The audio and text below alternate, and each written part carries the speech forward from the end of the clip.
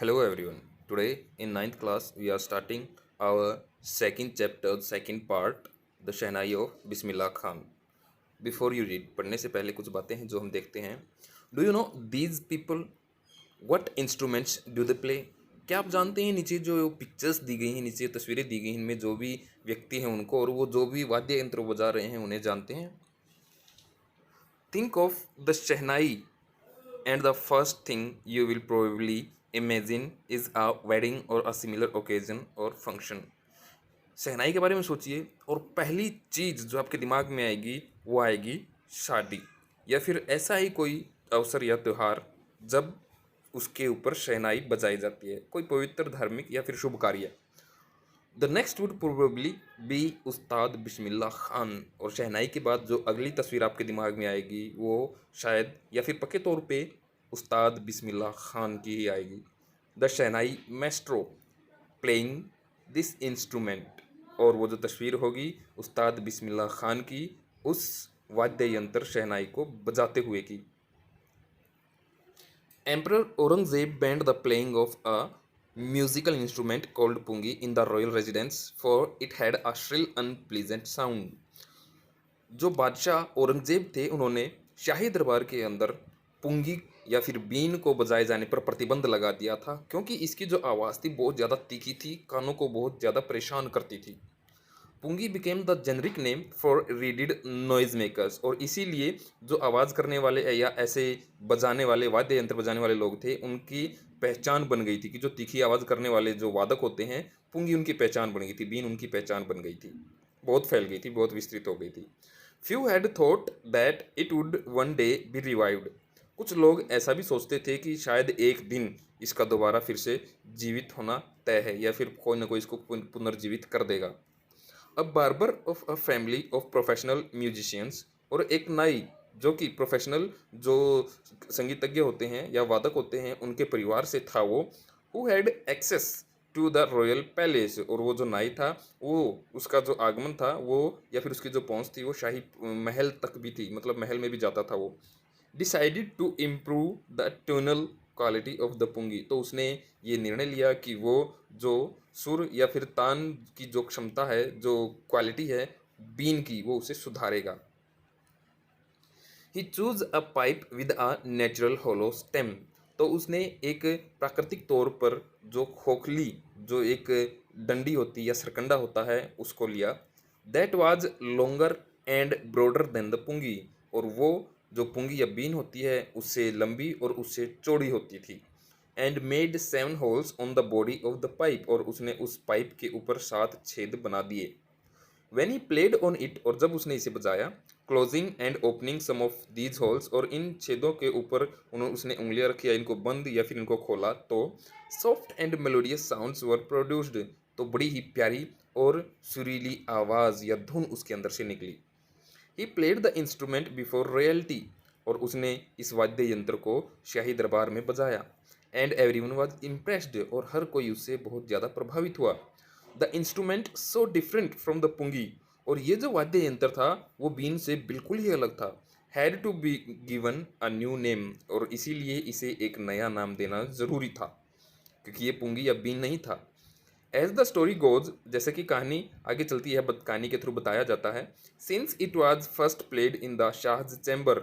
ये शाह के दरबार में पहली बार बजाई गई थी. एंड वाज प्लेड बाय ए नाई बार्बर. और एक नाई के द्वारा इसको बजाया गया था.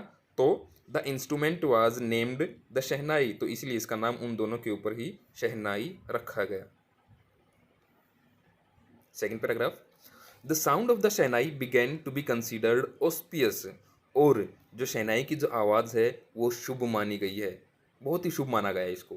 And for this reason it is still played in temples. और शायद इसी कारण से आज भी ये मंदिरों में बजाई जाती है. And is an indispensable component of any north Indian wedding. और उत्तर भारत की शादी का एक ऐसा उपकरण ये बन गया है कि जिसके बगैर शादी लगती ही नहीं कि वो शादी है. इन द पास्ट भूतकाल में the shehnai was part of the नौबत और traditional ensemble of 9 instruments found at royal courts. पुराने समय में जो शहनाई थी वो नौबत का और जो पारंपरिक जो ये कलाकार होते हैं उनका जो 9 वाद्य यंत्र होते हैं उन शाही दरबार में उनका एक बहुत ही अहम हिस्सा थी।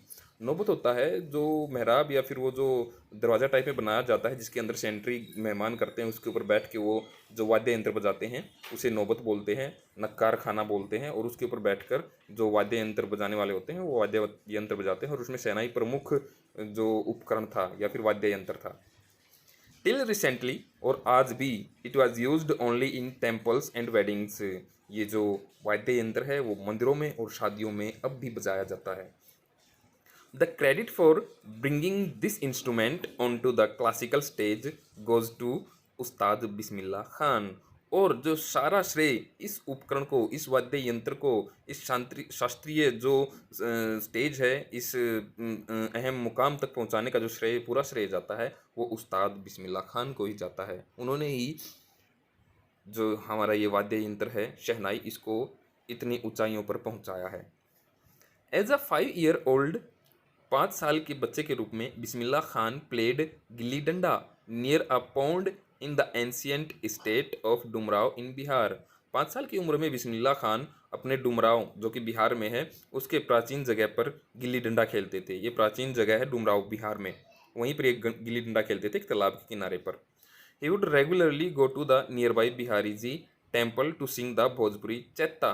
और वहीं पास में बिहारी जी, श्री कृष्ण जी का मंदिर था, वहाँ पर वो चैत्ता गाने के लिए जाते थे। At the end of which he would earn a big laddu weighing 1.25 kg। और जब वो भजन या वो चैत्ता ख़त्म हो जाता था तो इनाम के रूप में उन्हें 1.25 किलो का लड्डू मिलता था। A prize given by the local maharaja. और ये जो इनाम था वहीं के जो स्थानीय महाराजा थे उनके द्वारा उनको दिया जाता था चैत्ता गाने के लिए। This happened 80 years ago. ये 80 साल पहले होता था। And the little boy has travelled far to earn the biggest civilian award in India, the Bharat Ratna. और इसके पश्चात इस व्यक्ति को या फिर उस्ताद बिस्मिल्लाह खान को इतना लंबा समय लग गया भारत रत्न प्राप्त करने में। मतलब बहुत सेवा की है उन्होंने शहनाई के माध्यम से हमारे देश की और इस वाद्य यंत्र की या फिर शास्त्रीय संगीत की।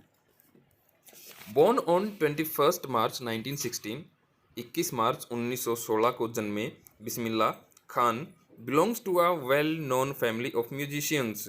वो संगीतकारों के बहुत ही जाने माने परिवार से संबंधित थे, और वो था बिहार से संबंधित, फ्रॉम बिहार। हिज ग्रैंडफादर रसूल बख्श खान, और उसके जो दादाजी थे Rasool Bakhsh Khan, was the shehnai nawaz of the Bhojpur king's court.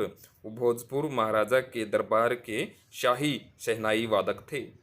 His father, उसके पिताजी भी पैगंबर बख्श, जिनका नाम पैगंबर बख्श था, एंड अदर पैटर्नल एंसिस्टर्स, और उसके और भी पैतृक जो पूर्वज थे, were also great shehnai players. वो भी सारे के सारे बहुत ही अच्छे शहनाई वादक थे। The young boy took to music early in life. और छोटे लड़के ने अपने जीवन में संगीत को बहुत जल्दी ग्रहण कर लिया था। एट द एज ऑफ 3 साल की उम्र में ही, when his mother took him to his maternal uncle's house in Banaras, जब उसकी माँ उसको उसके मामा जी के घर बनारस लेकर गई, ना वाराणसी, जिसे कि अब वाराणसी के नाम से जाना जाता है। Bismillah was fascinated watching his uncle's practice the shehnai. तो जब बिस्मिल्लाह खान ने देखा कि उसके मामा जी शहनाई बजा रहे थे तो उससे बहुत ज़्यादा प्रभावित हुए।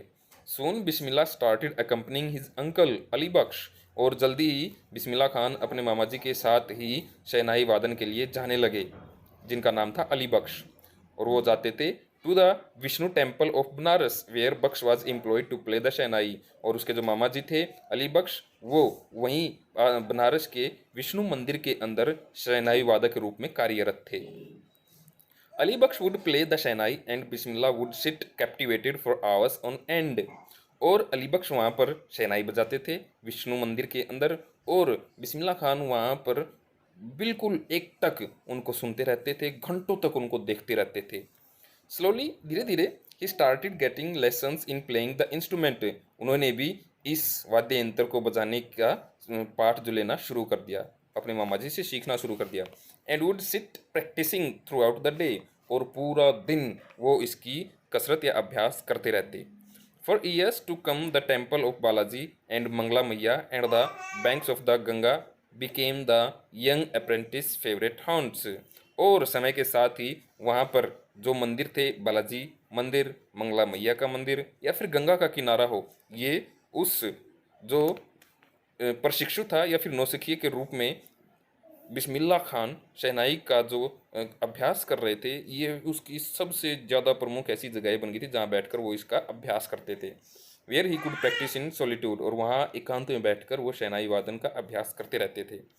The flowing waters of the Ganga, और गंगा का जो बहता हुआ पानी था, इंस्पायर्ड हिम, वो उसे बहुत ज़्यादा प्रेरित करता था टू इम्प्रोवाइज, अपने आप को सुधारने में, एंड इन्वेंट रागाज, और नए नए रागों का आविष्कार करने में, that were earlier considered to be beyond the range of the shehnai, और वो आगे जाकर जो कि अभी तक शहनाई वादन की पहुंच से बहुत ज़्यादा दूर थे, वो उन्होंने अचीव कर लिया था, प्राप्त कर लिए थे। 6th paragraph. At the age of 14, और 14 साल की उम्र में, Bismillah accompanied his uncle to the Allahabad music conference. Bismillah Khan 14 साल की उम्र में अपने मामा जी के साथ इलाहाबाद का जो संगीत सम्मेलन था उनमें उसमें उनके साथ गए।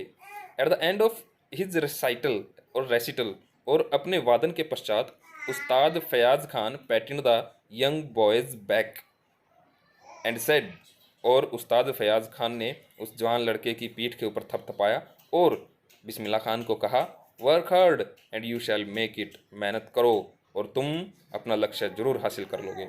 With the opening of the All India Radio in Lucknow, और जब लखनऊ के अंदर ऑल इंडिया रेडियो का प्रादुर्भाव हुआ या ये जब खुला इन 1938, 1938 में, केम बिस्मिल्लाज बिग ब्रेक, उसमें बिस्मिल्लाह को एक बहुत बड़ा अवसर मिला।